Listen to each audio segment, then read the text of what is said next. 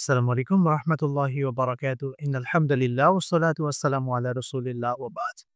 দর্শক সুন্দর এই সময়ে বিশ্বের যে প্রান্ত থেকে আমাদের সাথে যুক্ত হয়েছেন সকলকে আন্তরিক মোবারকবাদ, প্রীতি এবং শুভেচ্ছা জানিয়ে শুরু করছি জনপ্রিয় ইসলামিক আয়োজন আল আরাফা ইসলামী ব্যাংক পিএলসি নিবেদিত বরকতময় মাহে ও রমাদান, powered by Mega Digital Scale, সহযোগী sponsor Islami Bank Bangladesh PLC এবং বিআরবি হসপিটাল লিমিটেড। দর্শক, এই সুন্দর আয়োজনে আমরা শুরুতেই মহাগ্রন্থ আল কুরআনুল কারীম থেকে তিলাওয়াত শুনে আসি। أعوذ بالله من الشيطان الرجيم. بسم الله الرحمن الرحيم. وإذا ما أنزلت سورة نظر بعضهم إلى بعض هل يراكم من أحد ثم انصرفوا صرف الله قلوبهم بأنهم قوم لا يفقهون. لقد جاءكم رسول من أنفسكم عزيز عليه ما عنتم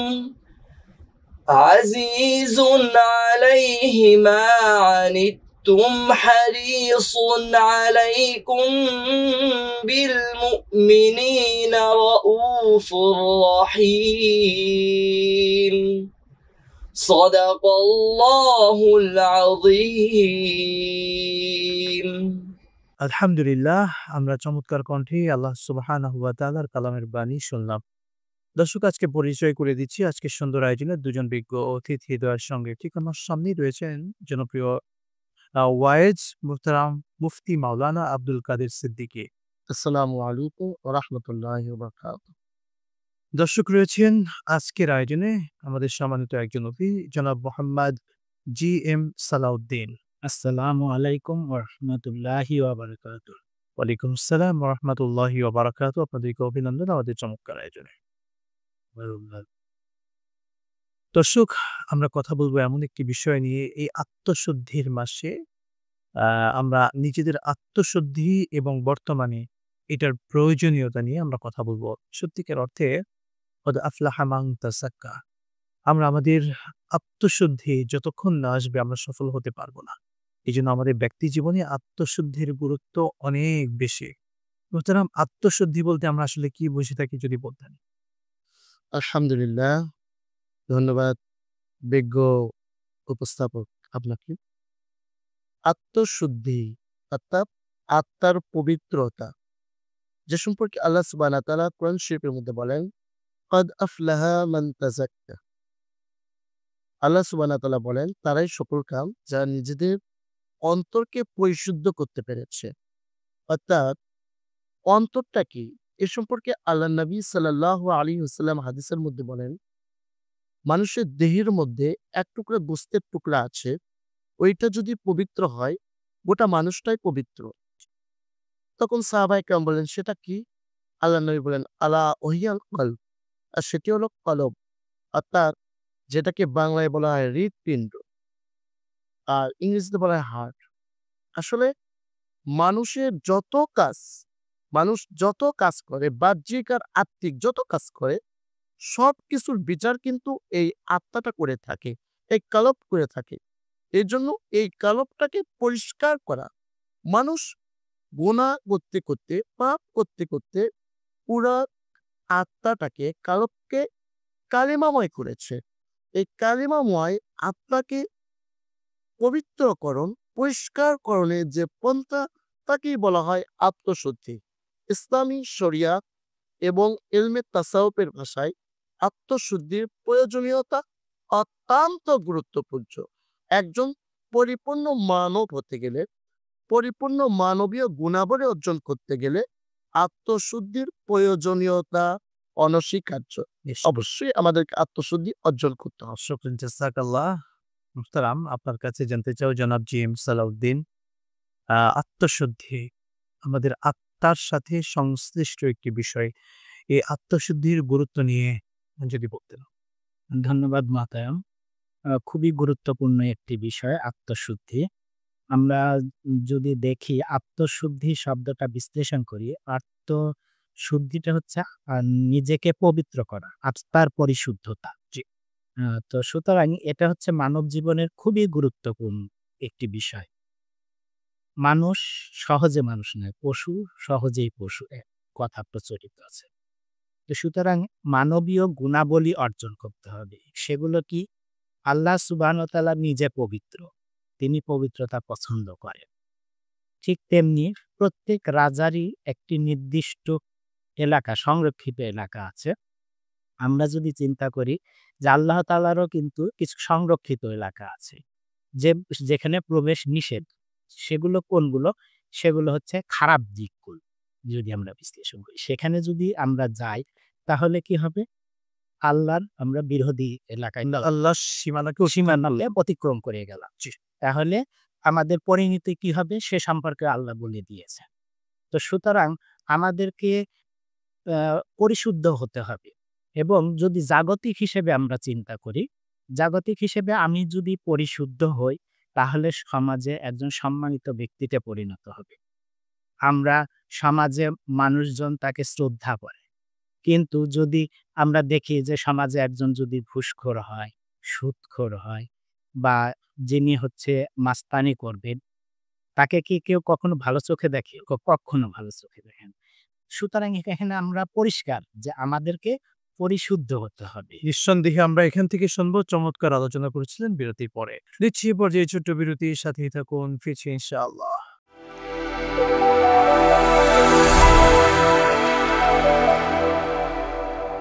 বিরতির পর আরো একবার স্বাগত জানাচ্ছি আপনাদের প্রিয় চ্যানেলের প্রিয় অনুষ্ঠান আল আরাফা ইসলামী ব্যাংক পিএলসি নিবেদিত বরকতময় মাহে রমাদান, powered by Mega Digital Scale, সহযোগী sponsor Islami Bank Bangladesh PLC এবং বিআরবি হসপিটাল লিমিটেড। চমৎকার আলোচনা আপনি করছিলেন। আপনার থেকে আরো একটু জানতে চাওয়া আত্মশুদ্ধির ব্যাপারে আপনি বলছিলেন। আমরা রাসূল কারীম সাল্লাল্লাহু আলাইহি সাল্লামের বাণী থেকেও এই বিষয়টা পরিষ্কার হতে পারি। তিনি বলেছেন যে আমাদের অন্তরে যে গোস্তের টুকরোটা আছে এটি পরিশুদ্ধ হতে হবে। অর্থাৎ তাহলে আমাদেরকে এখানেও বোঝা যাচ্ছে যে অন্তরের পরিশুদ্ধতা কতটা গুরুত্বপূর্ণ। এছাড়া আল্লাহর সুবহানাহু ওয়া তাআলা তিনি কুরআনুল কারীমেও ঘোষণা করেছেন। সূরা আলার ১৪ নম্বর আয়াতে বলেছেন এবং সূরা আস-শামসের ৯ থেকে ১০ নম্বর আয়াতে তিনি বলেছেন। সেখানে আল্লাহ সুবহানাহু ওয়া তাআলা পৃথিবী, মানুষ, চন্দ্র, সূর্য সহ মোট ৭টি জিনিসকে কসম করে আল্লাহ সুবহানাহু ওয়া তাআলা বলেছেন। অর্থাৎ এই আত্মশুদ্ধির যে গুরুত্ব কতখানি সেটা আল্লাহ সুবহানাহু ওয়া তাআলা সূরা শামসের মাধ্যমে কিন্তু আমাদেরকে বুঝিয়ে দিয়েছেন। সুতরাং এখান থেকে বোঝা যায় যে আসলে আত্মশুদ্ধি কতটা গুরুত্বপূর্ণ বিষয়। শুকরান জাযাকাল্লাহ। খুবই চমৎকার ভাষায়, প্রাঞ্জল ভাষায় আপনি কথা বলেছেন আত্মশুদ্ধির বিষয়ে।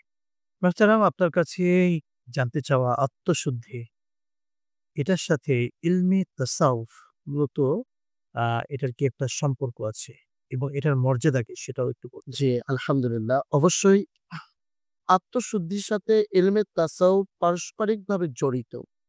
কারণ ইলমে তাসাউফটা কি? যে জ্ঞান বা যে ইলম চর্চা করলে মানুষ আল্লাহর সাথে সম্পর্ক স্থাপন করতে পারে। যে জ্ঞান বা যে ইলম চর্চা করলে পাপী মানুষ পুণ্যময় মানুষে পরিণত হতে পারে, এটাকেই বলা হয় ইলমে তাসাউফ। আর এই ইলমে তাসাউফের সাধনার সাথে যারা জড়িত তার সাথে আত্মশুদ্ধির ভাষাটি জড়িত। তো ইলমে তাসাউফের ভাষায় যারা ইলমে তাসাউফ চর্চা করে, বা আমরা যারাকে বাংলাতে অধ্যাত্মবাদ বা সুফিবাদ বলতে পারি আর কি, এটা ইসলামের সাথে অবশ্যই সম্পর্কিত। কারণ যখন মানুষ আত্মাকে নিয়ে সাধনা করবে, আত্মাকে পরিশুদ্ধ করে ইবাদত বন্দেগীতে আল্লাহ তাআলার নৈকট্য লাভের জন্য চেষ্টা করবে, তখন সে ব্যক্তিটা কামেল মানুষ হিসেবে পরিণত হয়ে যাবে। আর এর সাথেই ইলমে তাসাউফের জড়িত। আর তাসাউফের চর্চা করলে কি হয়? আল্লাহ নবী হাদিসের মধ্যে বলেন, পৃথিবীতে কিছু মানুষ আছে যে মানুষগুলো চেহারা শুরুতে উস্কো খুস্কো, কিন্তু সে মানুষগুলো ইবাদত করতে করতে এমন একটা পর্যায়ে চলে যায়, ওই ব্যক্তিগুলোর হাত পা, আল্লাহ তাআলা বলেন যে ওই ব্যক্তিগুলো যখন যা বলে সেটা ওই ব্যক্তি বলে না, আমি আল্লাহ তাআলা ওই মানুষগুলোর মাধ্যমে বলি।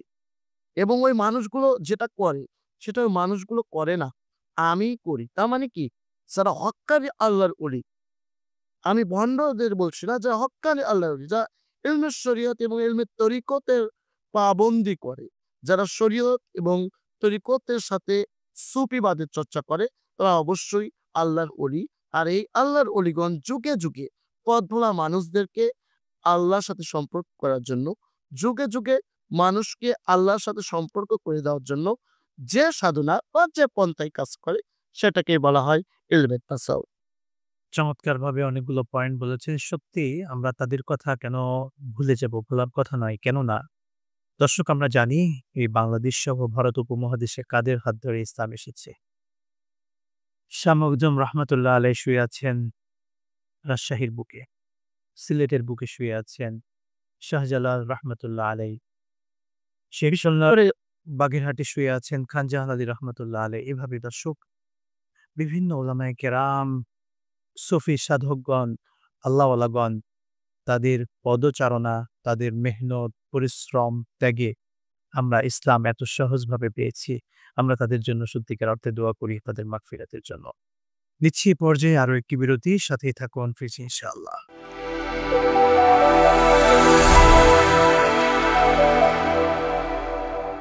বিরতির পর আরো একবার স্বাগত জানাচ্ছি আপনাদের প্রিয় চ্যানেলের প্রিয় অনুষ্ঠান আল-ওয়াফা ইসলামী ব্যাংক নিবেদিত বরকতময় মাহে রমাদান, powered by Mega Digital Scale, সহযোগী sponsor Islami Bank Bangladesh PLC এবং বিআরবি হসপিটাল লিমিটেড। দর্শক মন্ডলী, চলুন আমরা সরাসরি আলোচনার মধ্যে আবারও প্রবেশ করছি। চমৎকারভাবে আপনারা দুজনই কথা বলছিলেন, শুনবো ইনশাআল্লাহ তাআলা। মুহতারাম, আপনার কাছে আরো একবার আমরা আসতে চাই। আত্মশুদ্ধি, এটা বর্তমান সময়ে এই আত্মশুদ্ধির প্রয়োজনীয়তা কতটুকু সেটা একটু বলুন। জি, অবশ্যই আমি যে কথাটা বলতে চাই, আমি আপনার একটি কথা রেখেছিলাম। এই ভারতবর্ষে ইসলামটা প্রচার হয়েছে সুফি সাধকদের মাধ্যমে। যেমন আমরা বলতে চাই খাজা মঈনুদ্দিন চিশতি রহমতুল্লাহ আলাইহি, যিনি ভারতবর্ষের ইসলাম নিয়ে এসেছিলেন।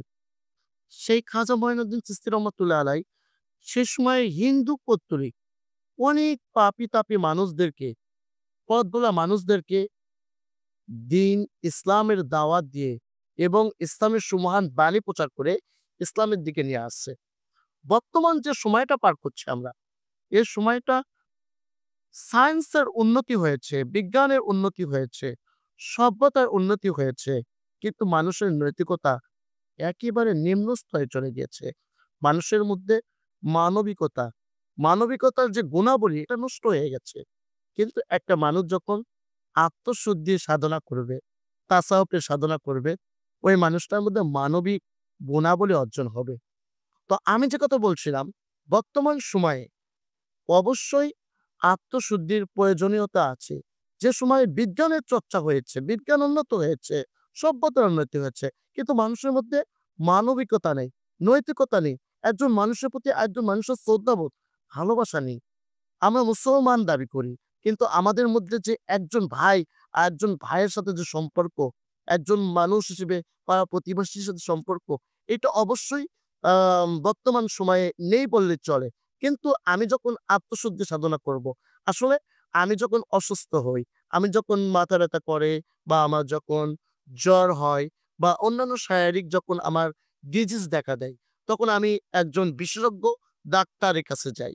কিন্তু আমার অন্তরের মধ্যে কিছু রোগ আছে, যেমন লোভ, হিংসা, পরনিন্দা, চগলখড়ি, গীবত, অনেক প্রকার আমাদের মধ্যে যে মানবিক যে পাপাচার আর কি, এইটা দূর করার জন্য একজন সাধক পুরুষ, যে আল্লাহ তাআলার সাথে তাকে সম্পর্ক করে দেবে, এমন মানুষের সহবতে যে যদি সে সাধনা করতে পারে, আত্মশুদ্ধি, তাজকিয়ায়ে নফস যেটাকে বলা হয়। আমি যদি আত্মা পরিশুদ্ধির কাজ করি, অবশ্যই আমার দ্বারা দেশ উপকৃত হবে, জাতি উপকৃত হবে, একটা মানব সমাজ শুকরান জাযাকাল্লাহ, চমৎকারভাবে বলেছেন। মোহতারাম, আপনার কাছে জানতে চাওয়া এই আত্মশুদ্ধি লাভের উপায়টা কি আসলে? ধন্যবাদ মহতারাম। আত্মশুদ্ধির আসলে দুটো দিক রয়েছে। আমরা যদি দেখি যে দুটো দিক রয়েছে, এর মধ্যে একটি হচ্ছে অন্তরের ময়লা পরিষ্কার করা এবং অপরটি যেটি হচ্ছে যে ভালো গুণাবলী দ্বারা সে অন্তরের উৎকর্ষ সাধন। আমরা যদি দেখি যে আমরা যদি আল্লাহ যে বিষয়গুলো নিষেধ করেছেন সেগুলো থেকে দূরে থাকি এবং যে বিষয়গুলোকে উৎসাহিত করেছেন সেগুলো যদি গ্রহণ করি, তাহলে উভয়টাই হয়ে যায়। আমাদের অন্তরের ময়লাটাও দূর হয়ে যাবে, পাশাপাশি আমরা যে গুণাবলীটা গ্রহণ করব, এই গুণাবলী গ্রহণ করলে আমাদের অন্তরের উৎকর্ষতা সাধিত হয়। রাসূলুল্লাহ সাল্লাল্লাহু আলাইহি ওয়াসাল্লাম বলেছেন যে নিশ্চয়ই আল্লাহ মানুষের চেহারা, পোশাক বা মর্যাদা দেখেন না। তিনি কি দেখেন তাহলে? তিনি দেখেন আমাদের অন্তরের পরিশুদ্ধতা এবং আমল। তার মানে বিষয়টা কিন্তু আমাদের কাছে পরিষ্কার, একদম স্পষ্ট। তাহলে আমাদের অন্তরের পরিশুদ্ধতা দরকার। এখন বিষয় হচ্ছে কিভাবে করব? এক হচ্ছে নিজের আত্মবিশ্বাস থাকতে হবে। কুরআনুল কারীমে আল্লাহ বলছেন যে তোমরা জিকির করো। জিকিরের দ্বারা আত্মার পরিশুদ্ধতা অর্জন হয়।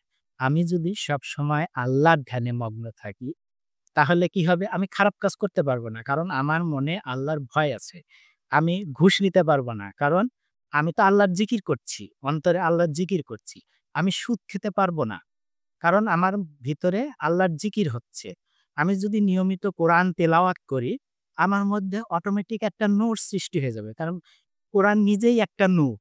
সুতরাং এই নূরটা আমার ভিতরে চলে আসবে এবং এটা আস্তে, আস্তে আমার অন্তরের ময়লাটা দূর করে দিবে। সহজ মনে হয় পদ্ধতি আর হতে পারে না। শুকরান জাযাকাল্লাহ, অসংখ্য ধন্যবাদ। আপনাদের দুজনকে গুরুত্বপূর্ণ সময় দিয়েছেন আমাদেরকে। দর্শক মণ্ডলী, সত্যি আত্মশুদ্ধি আমাদের একান্ত প্রয়োজন। আল্লাহ তাআলা সেই তৌফিক দান করুন। আমিন। বিদায় নিচ্ছি আজকের মতো। আসসালামু আলাইকুম ওয়া রাহমাতুল্লাহি ওয়া বারাকাতুহু।